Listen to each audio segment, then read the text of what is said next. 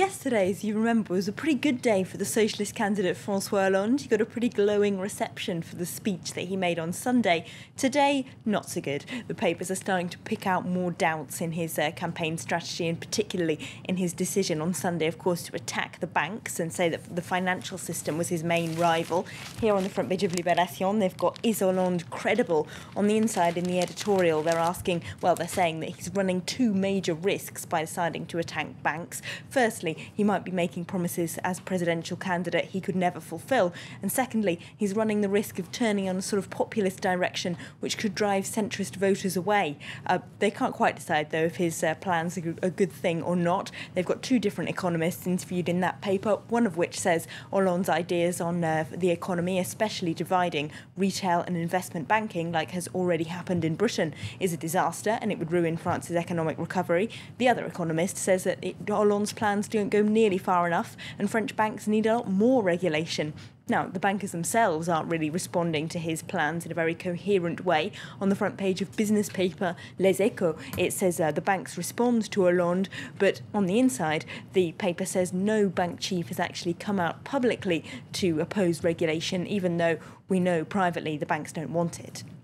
What about Nicolas Sarkozy, then, the man that François Hollande is no doubt going to go up against? He's also on a few front pages today. He is on quite a few.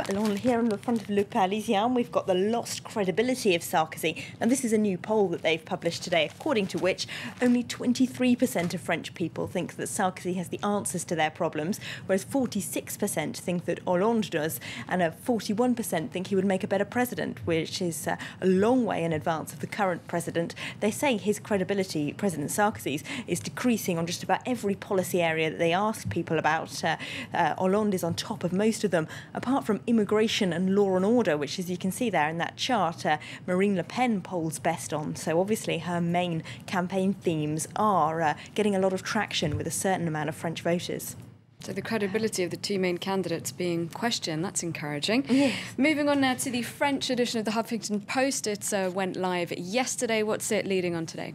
Well, they've got an interesting cop story. The top headline is Claude Guéant denies he doesn't like Muslims, but says he's keeping a close eye on them. Of course, the Interior Minister, Claude Guéant, generated a lot of headlines throughout 2011 for supposedly Islamophobic comments. One anti-discrimination group even tried to get him charged with inciting racial hatred when he said things about Muslims playing in the street, praying in the street. But now what's happened now is that he's banned a tiny Islamic radical group, which the Huffington Post points out no one had ever heard of before, but which apparently was a threat because they were training people for jihad. Now, they ask what exactly he's trying to achieve with all these numerous attacks on the Muslim community, and they say, no, well, they quote Marine Le Pen as saying that he's carrying out her own politics and bringing voters back round to her instead of to the UMP, and they even say that might be a deliberate tactic on the part of Sarkozy's campaign team, who might have calculated his best chances of being re-elected would be a Sarkozy-Le Pen second round.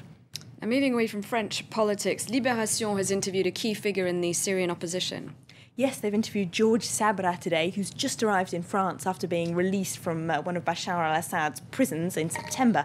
Now, he's spent in a total of 8 years in Syrian prisons under both Assad and his father, and now he says he wasn't mistreated in his last spell in prison, but he did hear other people being tortured, and that he's lost faith in the Arab League and desperately wants the issue of Syria to be addressed to the UN Security Council.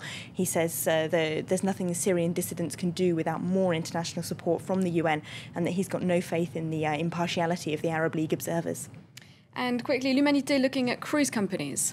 Yes, they are. They've got the damned of the sea as a front page. Of course, this is after the Costa Concordia disaster. They're looking at the employment conditions of the people who worked on it and how the cruise ships like that managed to avoid responsibility in these kinds of legal cases.